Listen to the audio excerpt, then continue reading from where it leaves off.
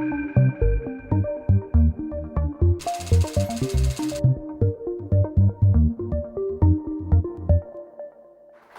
thank you very much.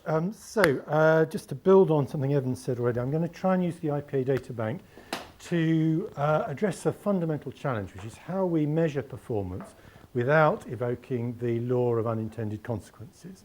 We can measure certain things and get different outcomes. Now, the lens through which I'm going to view the data, slightly different from the one I'm most used to using, is going to be efficiency, because most of the marketers that I work with are all trying to do more with less. It seems most relevant to the issues at stake today. And then lastly, as by way of an intro, this is going to be evidence-based, as Evan's already said. So I'm going to take you through quite a bit of data. It's a bit of a cruel thing to do at this time of the day. I'm going to run through it very quickly because we're pushed for time. Time for questions at the end if there's anything that I've whizzed over. But it is going to be evidence-based. So apologies if it all gets too much for you. If it does all get too much for you, of course, there is a book of the film. Most of the data I'm going to present to you, and certainly all of the core conclusions, are written up in that IPA publication. Just a quick word on the data bank itself, for those of you who are not familiar with it. There's around about 1,000 case studies of effectiveness in there.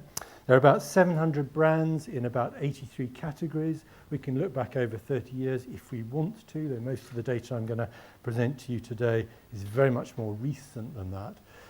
By comparing the most effective and the most efficient case studies in there with the less so, we can form some quite strong conclusions about what actually drives effectiveness and efficiency. And I'm going to summarize some of just the key themes today, which I think are most relevant to the issue of performance measurement, which you are all facing. You're only going to hear me talk about hard business measures, things like market share growth and profit growth and all the rest of it. They're very obvious metrics. It's not going to be too scary in those terms. But the backdrop to all of this is that we cannot generalize safely about effectiveness or efficiency. The time scale over which we measure things matters profoundly, and I'm going to come back to this. We were warned more than 20 years ago by the famous management consultant Peter Drucker that you cannot, long-term results cannot be achieved by piling short-term results on short-term results. We will not achieve long-term success by simply achieving lots of short-term success, and I'm going to give you some data to explore and illustrate that, but it remains a fundamental challenge to performance measurement, which has all sorts of unintended consequences, unfortunately, absolutely running in its wake. So I'm going to try and address those. So I'm going to give you what I think are the 5 most important drivers of efficiency. Many of you will be familiar with these already. And out of those, I am going to drag, kicking and screaming 5 of the what I would regard as the most important implications for performance measurement, which I urge you all to build into your thinking over the rest of the day. Quick definition, what do we mean by efficiency? And I think it's actually very important that we do this because some good learning comes out of that. In any category, there is an equilibrium line which relates stable market share with the level of investment measured in terms of share of voice that we put into it. Okay, it's the kind of law of gravity in marketing. And as a rough approximation for most brands in most categories, we can say that it is in equilibrium where its share of voice is roughly equal to its share of market. Bit of a crude approximation, but it's good enough for this stage of development. So any brand that is spending above its share of market ought to be growing. And if it isn't growing, I think a client is quite right to question that, because clearly the campaign is not very efficient if it is not growing. On the other hand, if a brand is spending below its share of market, its share of voice is less than its share of market, then it has no right to expect to grow. If it is growing, or if it is indeed even stable, then clearly the campaign is doing something quite remarkable and is very efficient. So the key output from this is that we cannot explore the issue of performance management without setting it in the context of the level of investment behind the brand. It's a terribly obvious thing to say, but it's easy to overlook. And I think it's particularly easy to overlook in the modern era because lots of people think that the relationship between share of voice and growth is no longer valid in the digital era. Total fallacy, complete rubbish. The relationship is getting stronger in 2 ways. Correlation is getting stronger, and the multiplier is getting stronger. So it is absolutely not true that the amount we invest behind a brand is unrelated to the amount of progress in terms of share growth that brand makes. It's very, very true. Now, of course, the extent to which that brand grows, the rate at which it grows, is entirely dictated as a general principle by the distance that brand is above or below that equilibrium curve. The more we spend our share of voice in excess of share of market, the more we would expect to grow. So my key metric for investment is going to be what I call extra share of voice, the difference between share of voice and share of market. And by share of voice, I mean our share of category expenditure across all forms of communication. So ESOV, critical metric. And if we look at the real data, and we look at how growth correlates with ESOV, with investment on that basis, across all the brands we can look at here, there is a really, really strong correlation. There's some scatter, which I will come back to in a minute, but this is a really strong correlation, easily significant at the 99% level for those of you with statistical minds. The relationship as it happens means that for the average campaign, for the average brand in the average category, such a thing exists, there is about a 25-to-1 ratio between the level of investment we need to make for each unit of share growth that we drive. So if we want to drive 1 point of market share growth per annum, we're going to need 25 points of ESOV if we're only relying on the level of investment to drive that growth. Now, for most brands that I've worked with and most clients I deal with, that kind of ratio is unaffordable in the real world. You're not going to drive growth only by spending money. You have to be doing something more efficient. And that's why I think efficiency is such an important metric and measure of performance, because what we all need to do is to achieve more with less. So I'm going to really major on this. We want to be above average. And we know an enormous amount about these case studies. These are the ones we want to emulate, not these. We want to be one of these guys. They are in the A team of efficiency. They are achieving much more growth than the level of investment they're putting behind that brand suggests they should get. And so I'm going to pull out my sort of 5 key observations are about really what defines that A club there above the line. So let's look at those. The first of these is not actually the most important, but I think it's the most kind of basic, and we need to get ahead on this, which is about achieving a balanced campaign of both long-term brand building elements and what I'm going to call short-term activation. And I'll define my terms in a minute, but it's about balance between long and short-term. And I'm going to argue for a 60-40 rule between brand building and short-term activation. That's a rough starting point and a benchmark against which we can start to think about the effectiveness and efficiency of what we do. If our campaign is widely different from that, then the data I'm going to present to you will suggest that there will be penalties to pay. We're not going to achieve optimum effectiveness or efficiency if we stray too wide from that. I'll talk about some variations in that picture in a moment. Apologies in advance for a blindingly obvious chart to start with, but essentially marketing can drive sales in 2 ways through communications. We can go the sales activation route, which is the red curve here. Now, by sales activation, I mean those behavioural prompts, things like offers, deals, prices, new product features, new developments, and or perhaps those seasonal behavioural prompts, things that will drive short-term behaviour. Now, because these are often very unmemorable and or time-related, they do tend to decay very rapidly, but they can have enormously powerful short-term impacts on sales. Very, very powerful. The other way we can go, the blue line, is through brand building. Now, brand building is about building our affinity for that brand, our enthusiasm for doing business with that brand, brand equity, and all of the other measures that go into that. Now that, because it is, at least when it's done well, much more memorable, it tends to decay much more slowly. But it also tends to have much more muted short-term effects.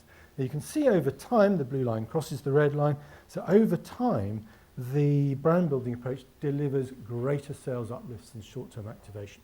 Now, this is the artificial situation for a single stimulus of each sort. Most campaigns that you and I will work with will look more like this, multiple insertions, and this is how it actually works over time. So our red activation-only approach very rapidly peaks. After around about, in this chart it's going to be around about 4 or 5 months, we're not getting any year-on-year build. We're achieving some very good quarters. We're achieving some very good week-on-week kind of issues here. But we are not building the year-on-year performance improvements that most investors want and most brands are seeking. So that is very much a short-term approach. Brand building, on the other hand, comes from behind, but it is capable of building those year-on-year improvements to the efficiency of everything we do. The unfortunate truth in all of this, for business anyway, is that the cusp point at which really the long-term effects start to dominate is around about 6 months. This is unfortunate because for those businesses, including many in the US, of course, which are very much quarterly driven by quarterly results, that pushes you very much into the short-term measurement domain. And the price you pay for that is that you will be driven by a view that sales activation kinds of approaches, what the Americans will call reason why advertising, product benefit, product feature kind of stuff, is the approach that delivers results most powerfully. If we measure results over a longer term, we will see that brand building, or the kind of emotional equity kind of approach, delivers results better. So it's all down to the scale, the time scale over which we measure, which of those 2 points of view we come to. So we have to be cognizant of this. We have to bear this in mind when we start to develop measurement frameworks. Otherwise, unintended consequences will bite us firmly on the arse. Now, just to illustrate, in case you're thinking, well, this is all very theoretical, Peter, all these charts flying around here, show me a real-world kind of illustration of this. Well, this is some Australian data that I work with. It's very equivalent to the UK data, the IPA data, but it enables me to, at a more granular level, look at short-term effects, so I'm going to use it. So here we can look at what drives share growth most powerfully over different time periods, depending on how long the campaign ran, when it was evaluated. And we've got 2 approaches, those that use brand building to drive sales growth and those that use activation, and this is how it goes over time. It's exactly what the kind of theory would predict, that if you measure success over periods of less than 6 months, sales activation is the way you're going to go. You're going to do lots of short-term stuff. It's going to look very good in the short term, but it is not going to give you the year-on-year kind of results you want, what retailers would call like-for-likes, which are very important. So, it's the brand building that wins out in the long term, and it keeps on accelerating ahead. You won't get year-on-year improvements through a purely activation-driven approach. Now, clearly, you need both. In the real world, most clients, most businesses have to keep quarters happy going through. They have to worry about short-term results, particularly retailers, but also they need to satisfy those long-term ambitions for growth. And the data absolutely supports that. The campaigns that are most profitable are the ones that include a clear strand of brand building, married in a very integrated sense to a clear strand of activation. They're doing both regularly. They have a busy calendar of activation to ensure that short-term results are coming through and are enjoying the benefits of the brand building. Same is true of efficiency. So I was going to look through an efficiency lens. The most efficient campaigns are those that do both. Now, I don't want to be too cruel about sales activation, but it has no impact on long-term. This is a long-term metric, annualized efficiency, share growth per annum. You would not expect activation to have an impact, and indeed it doesn't. It's essentially unmeasurable. It's zippo, nada, nothing. Now that's fine, but what we can see here is that the most powerful way forward is the combination of both. So that's the critical thing. If we're not doing both, then again we can't expect to be in the A team. Now the balance is critical here. This is absolutely critical to getting it right. If we look at effectiveness first, we'll come to efficiency in a minute. So this is the number of business effects. You can see there is a curve, a response curve here where there is a peak. So and that peak is at around about the 60-40 brand activation ratio, 60% of budget on brand, 40% on activation for most brands in most categories. Now this does vary by category and by geography, clearly. Not, I suspect, widely. Financial services, for instance, I believe the data suggests to me that it's more of a 70-30 ratio. Haven't done the analysis yet on retail. I'd imagine that was going to be more 50-50. But I think as a going-in assumption, 60-40 is a pretty good ratio. So it's really important that we are aware of the balance and we're measuring it and monitoring it. If we look at efficiency, it's an even sharper peak, which makes me think that it's really important to efficiency. It's about the same, and this data isn't so accurate that a few percentage points either way is critical. It's about 65-35. So that is what is at the core of this 60-40 rule. We need that dual-focused campaign, and we need it balanced, and we need to be ensuring that it is balanced.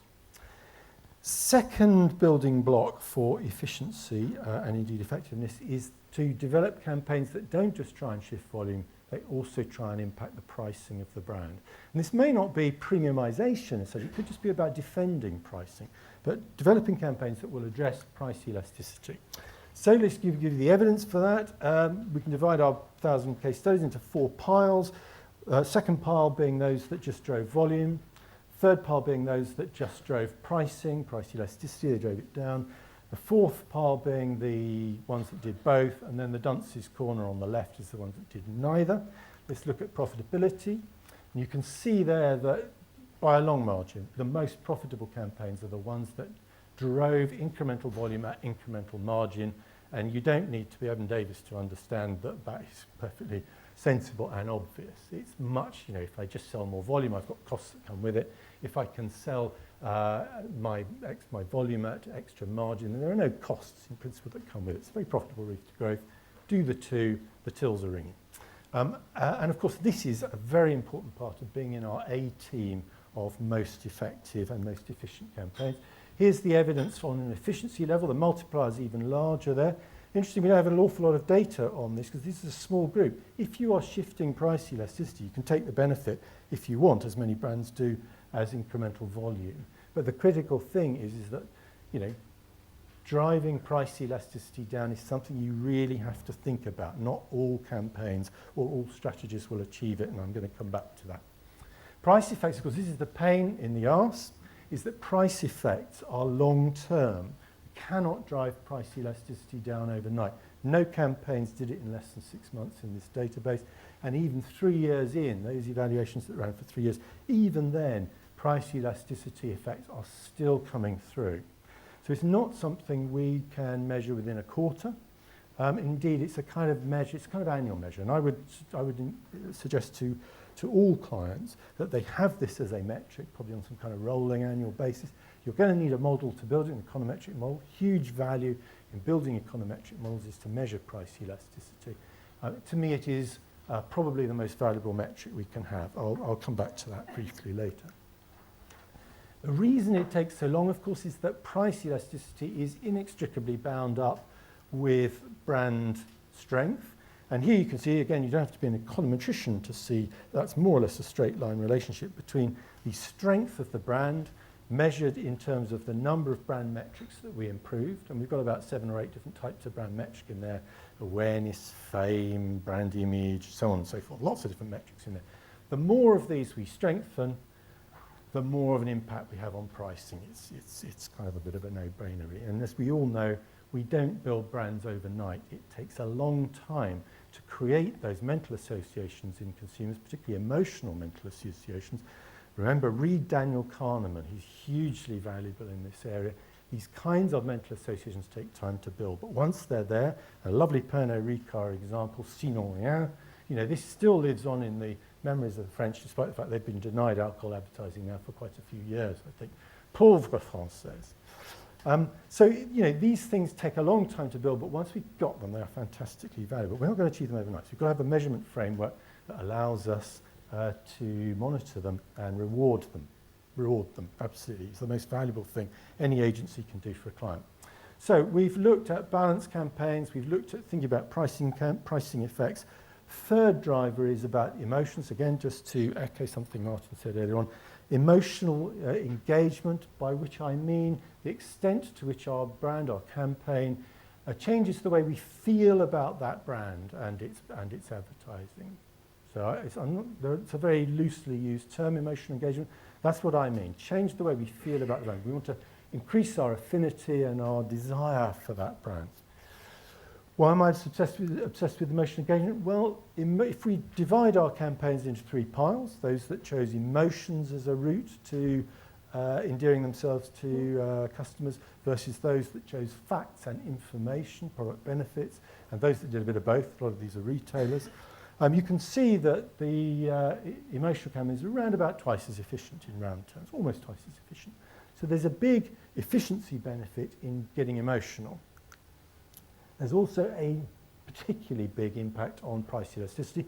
There isn't a single campaign in the IPA Databank where rational, i.e. product benefit type approaches achieved a major impact on pricing, not one. which kind of tells you all you need to know about it, really.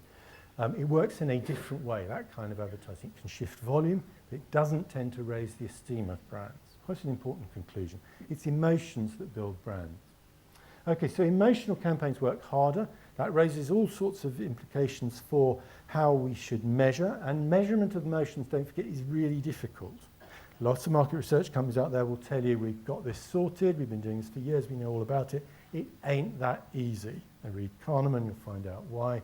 But it isn't that easy. There's a lot of work going on to try and improve it. But we really need to measure the emotional status of our brands and our campaigns if we really want to nail that particular driver of efficiency. But we can do better. Emotions are good, but we can go one better. Fame. So fame is a subset of emotional campaigns. These are campaigns that don't just make me feel good about the brand, but they excite and inspire me enough to make me want to share that enthusiasm. So the pass along phenomenon, in one way or another, I might pass the ads along, refer to them, buzz, tweet, all of those things, become a big, big factor in the digital era. Come back to that later for obvious reasons. So fame has become a big multiplier of success. Here's the evidence. So fame campaigns, those that generate large amounts of word of mouth, buzz, call it what you like, around about 4-to-1 multiplier over other kinds of campaigns in terms of efficiency, bang for bucks, share growth driven per annum per unit of investment put behind them. Huge uplift. It's a kind of bit of a no-brainer. We should try and do it. It's not easy, I know. It's easy for me to stand up here and say we should all start building famous campaigns, much more difficult to deliver. But, you know, this is a great metric and a great model, and I think, you know, a great basis on which to reward an agency if you're achieving this, because you should be driving a lot of efficiency. It also has this double whammy thing that we're looking for to join the A team, and it's not just driving volume efficiently, it's also having this impact on pricing. So we've got this double effect, driving incremental volume at incremental margin, which is what we all want to do. And we can go and retire to Cannes instead of merely going there once a year to listen to everyone. But we can go better. We can go even better than that, because we can do fame, creativity, and I absolutely echo what Martin was saying. Creativity has kind of got a bit of a bad press over the years, and it's sometimes regarded as something that one does for the vanity of agencies, but done well creatively. And I think the measures of creativity are now really quite smart. I use the Gunn report, which measures the award wins of all of the campaigns we're examining here at the top 46 creative shows around the world, including, of course, Cannes. We are not worthy. But it's at that level. These are well-judged and important creative competitions we're looking at. So creativity works to multiply fame, as it happens. That's its key modus operandi. So highly creative campaigns don't just get talked about a bit, they get talked about a lot and shared around an awful lot. So here's the evidence. Efficiency, we've got a 10-to-1 multiplier. Now I know many of you are familiar with this number, but this is an efficiency multiplier, okay? 10-to-1 efficiency. So highly creative campaigns drive share growth per unit of investment about 10 times as efficiently as other brands. That's where we really win out. And it's largely because of this amplifier effect on fame, buzz, word of mouth. Hugely important. And of course, yes, we've got the double whammy effect working for us again. We've got our uplift on pricing, just as we would expect, because essentially it's working through fame. So, creativity, a friend to us, something worth pursuing. I don't think we should just see it as something we do for the vanity of the agencies. And indeed, I've certainly noticed over the years the sheer number of clients that turn up now at Cannes. I mean, I used to have a client 20 years ago who forbade all their agencies from ever entering campaigns into creative awards because they thought it did not correlate with sales. That same client is now turning up regularly and in large numbers at Cannes, trying to understand the creative zeitgeist that is driving so much success. So it is hugely important. It not only is important, but it's getting more important, interestingly enough. And this is where I'm going to just quickly reprise that digital comment I made earlier on. We can divide our creative campaigns into those that were pre the social media era, really, and those that have now benefited from the likes of Facebook, YouTube, and Twitter.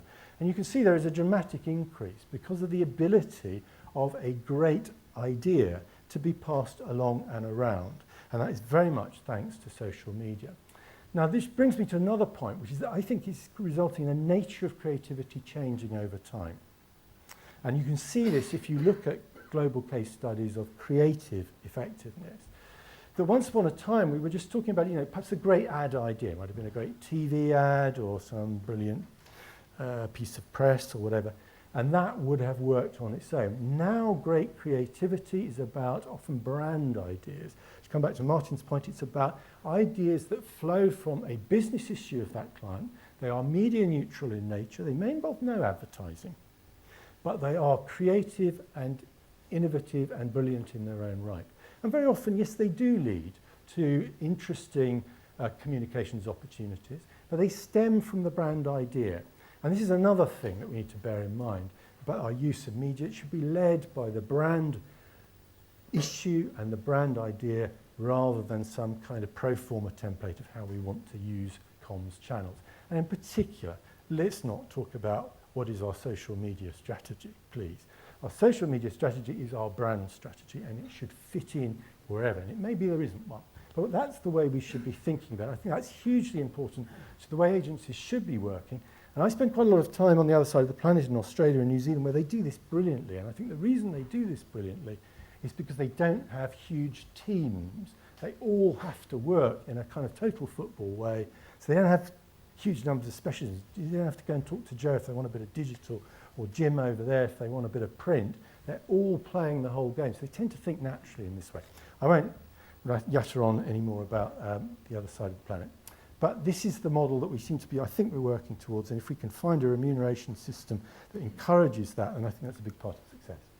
Okay, I will wrap then by putting this together in terms of some implications for performance measurement, which I think will be obvious and flow naturally from what I've already said. There is the challenge, of course, that I'm going to come back to first. And that is that if we measure success in the short term, these are just our short-term activation effects, short-term sales, kind of click-through type data, anything up to and including quarterly results. And of course, the reason I'm particularly exercised by this is that we're entering the era of big data when we will be even more encouraged to focus on short-term effects. So this is going to get more and more of a pressure. If we are focused on short-term effects, we're not going to be interested in creatively awarded campaigns because they underperform in the short term. But you've all seen how dramatically they outperform in the long term. So the price of this short term, and this is very much what a lot of US clients over the years have the conclusion they've come to, because they measure success by the quarter if you're lucky. So their point of view is, well, creativity doesn't sell. And of course, in the short term, they are right, relatively speaking. This kind of non-creative approach will always work better. Ditto, if we're looking at emotional or fame campaigns, they will underperform compared to rational campaigns. So we have to be really careful about our measurement template. We need both short-term and long-term. Rational, non-creative, very much focused on short-term activation. Emotional, famous creativity, very much focused on the long-term. We kind of need both working together in balance. So, again, just in case you're thinking I'm all getting too theoretical about this, where's the real world implication of this? I'm just going to give you one example. So pre-testing is a very common performance metric for agencies, I understand. So how well have you performed in some kind of pre? Now, over the years, pre-testing has been validated. The techniques have been validated in the past on short-term sales, because they're the easy ones to get hold of. Short-term sales. So you might expect, therefore, that pre-testing techniques do indeed correlate well with short-term sales. And you might therefore also expect pre-testing techniques to underperform in terms of delivering long-term. So that's exactly what happens. So if we look here at campaigns of different durations, and we look at whether pre-testing has boosted or undermined their performance over time, this is what you see. So there is a price, and it's a real price. It has really affected campaigns. There has been, in the past, a lot of campaigns developed against short-term performance that have therefore under-delivered in the long term. Let's balance the metrics then. Beware of quarterly sales measures, or indeed shorter-term activation sales, all of those measures coming out of big data, as sole measures of success. I'm not saying we don't look at them. Of course, they're very important, but we must balance them with long-term metrics, such as, most importantly, year-on-year sales uplifts. Let's look at those year-on-years. We'll need econometric modelling if you want to reliably extract the value, the contribution made by the campaign. Annualised efficiency, and ESOV is not a short-term metric. Don't do any modelling using ESOV as a metric that's based on a month or a quarter. It only correlates with growth over the long term, over annual periods. But I think this is a really powerful metric to build in, rolling efficiency metric. I've done this with a few clients, and I think it's actually quite powerful. You can see how their performance shifts over time as campaigns get better. I strongly advocate it to you. And then, of course, even more strongly, I advocate price elasticity, which is a brilliant long-term metric. Everyone should measure it. Beware persuasion scores. They tend to correlate with short-term scores, short-term results. Let's look at emotional results, emotional brand building, emotional metrics, emotional equity, because that is what correlates most strongly with long-term effects. Let's measure buzz and advocacy, particularly, of course, if we're pursuing the FAME model, which I strongly suggest you do. Let's encourage creativity. Let's reward major achievements, particularly in the context of gun report kind of levels of creativity. And then lastly, let's create a balanced scorecard. Let's have a balanced scorecard of short and long-term metrics. But bear in mind, there is no single metric, not even in the ones I'm advocating to you, that on its own is good enough. And I'm all for avoiding complexity, as Martin suggested, but we do need a basket of metrics that will account for short and long term, and we need to achieve progress across them all. Remember, the more metrics we shift, the more reliable our indication of long-term growth. Thank you very much. The book of the film is available should you need more.